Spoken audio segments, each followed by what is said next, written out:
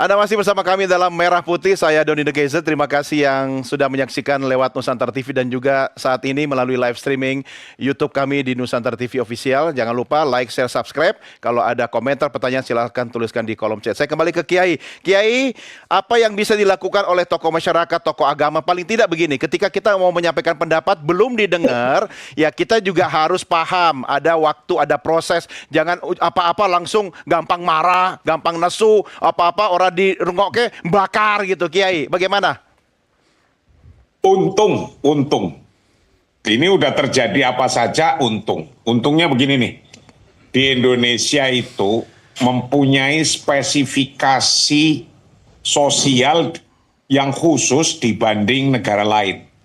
Di Indonesia itu mempunyai organisasi sosial keagamaan yang satu umbrella dengan MUI itu ada 87 organisasi. Ya. Dan mempunyai organisasi keagamaan, ada PGI, KWI, ada Hindu, Buddha, dan seterusnya. Ini keuntungan di Indonesia. Kalau di Timur Tengah nggak ada organisasi semacam ini, adanya partai. Jika mereka itu lagi berantem, maka kemudian siapa yang nengah-nengahin? Indonesia alhamdulillah punya yang bisa menyampaikan. Ya. Yang menyampaikan demo anak-anaknya rata-rata HMI ya punya bapak organisasinya, PMII punya bapak organisasinya, PMKRI ada bapak organisasinya di atasnya. Maka Presiden, saya apresiasi kepada Presiden yang telah bersama-sama dengan tokoh-tokoh agama itu untuk bisa menjelaskan ke bawah. Tapi ya jangan cuma dipakai, diundang ketika ada kayak gini doang. Kadang persoalannya kita itu kurang deket gitu dengan governmentnya, dengan pemerintahnya. Seorang gubernur ya mestinya deket lah dengan tokoh-tokoh di gubernurannya, begitu pula presiden, begitu ketika diundang dan menyambangi, kan biasa saja lah gitu. Nah kalau sudah kayak gitu rasanya nanti dibangun atas kedekatan dan atas ketidakadaan kecurigaan karena kita bagus dalam connecting people-nya, nah, gitulah kira-kira. Wah, Kiai malah kayak iklan handphone itu penting. Iya. Oke, connecting people jadi iklan apa? Ya. Ketahuan zamannya. Iya. Baik, Kiai, sebentar. Mari kita sama-sama lanjutkan diskusi ini. Artinya sekarang PR besarnya adalah bagaimana membangun trust melalui komunikasi yang efektif. Ya. Jadi memang dalam negara demokrasi mengelola perbedaan itu harus lewat kelembagaan, ya. Jadi tidak boleh lembaga jalanan ya? Ya, agak itu ekstra parlementer ya. Seperti saya katakan tadi, mahasiswa itu kekuatan moral bangsa ini ya, karena mereka calon pemimpin ke depan.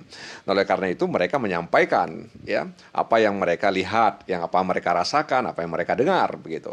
Nah, karena itu penyelesaian konflik ya itu harus lewat kelembagaan. Nah, itu bahagian dari negara demokrasi. Jadi kemudian tidak melalui aksi-aksi anarkis ya, yang itu merugikan kita semuanya. Nah, oleh karena itu sekali lagi kelembagaan politik inilah yang memang ke depan itu harus dikuatkan ya kapasitasnya. Jadi pembangunan politik di negeri ini memang harus terus ditingkatkan sehingga kemudian cabang-cabang kekuasaan yang itu merupakan bahagian dari politik Indonesia itu selalu bisa menerjemahkan apa yang diinginkan oleh masyarakat Indonesia. Nah, karena itu kemarin juga saya mengusulkan kepada pimpinan partai ketika mereka bertemu dengan presiden, tapi saya nggak tahu disampaikan atau tidak. Saya pikir tradisi yang pernah dilakukan oleh semasa SBY misalnya, di mana lembaga-lembaga tinggi negara itu bertemu. Ya. Ada jadwal rutin. Tapi kan udah lama itu tidak terjadi lagi. Saling mengunjungi ya. Saling mengunjungi, kemudian mereka bicara soal masalah-masalah bangsa ini.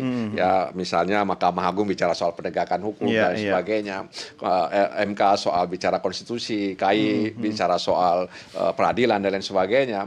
Paling tidak itu kan memberikan pesan kepada masyarakat Indonesia bahwa memang lembaga-lembaga kekuasaan itu memang selalu berusaha untuk memikirkan nasib bangsa dan perjalanan arah bangsa ini. Mungkin secara sederhana, apa sih susahnya saling berkomunikasi ketika sekarang era digital, media komunikasi sudah semakin canggih? Kan tidak harus secara gimmick gitu harus kelihatan bertemu begitu. Kan Ya. bisa saling berkomunikasi Ya lewat. tentu berbeda kalau bertemu langsung kan itu ada emosional yang memang berbeda lah ya. Seperti misalnya kita ini kalau masing-masing lewat Zoom kan berbeda dengan bertemu seperti ini. Ya jadi sekali lagi itu dibutuhkan meskipun kita sudah punya teknologi yang tadi disampaikan itu. Iya, oke. Ada yang mau ditambahkan? Dua hal ya. Satu, saya ingin mungkin mengingatkan kembali bahwa ini ke DPR ya.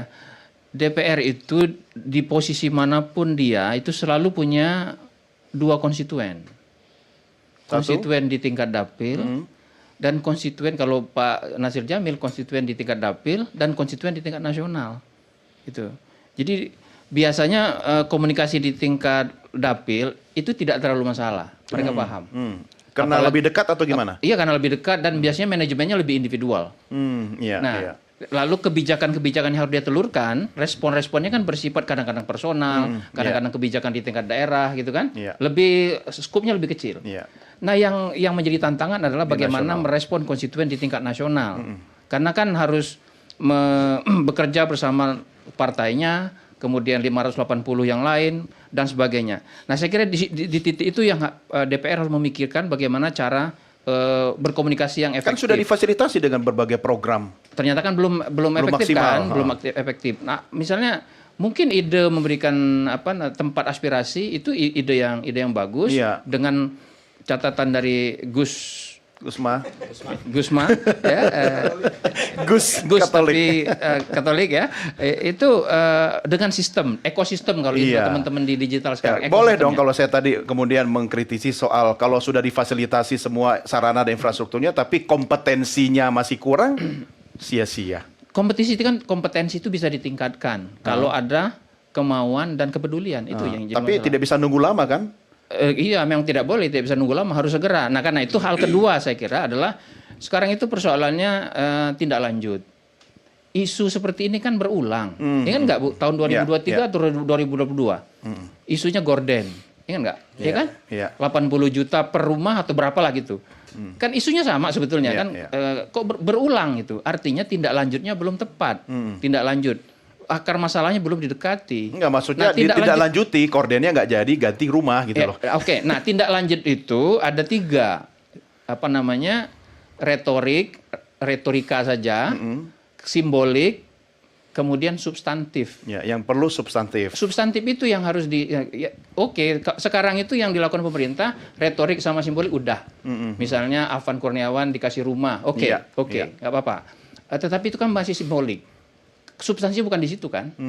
Maksud saya substansinya lebih dari itu. Belum menyentuh akarnya. Belum menyentuh akarnya. Nah, jadi pertanyaannya seperti kata Pak Kiai tadi, setelah didengarkan, diperhatikan, lalu tindak lanjutnya apa? Kata Iya. Pak Kiai kan. Iya. Nah, jangan sampai tindak lanjutnya hanya retoris, simbolik, Tidak tidak ada substantif, substantif. tapi malah represif. Nah, itu yang makanya jadi kan masalah. masyarakat menuntut bukan cuma lembaga DPR-nya, pemerintah, tapi Polri-nya juga kan.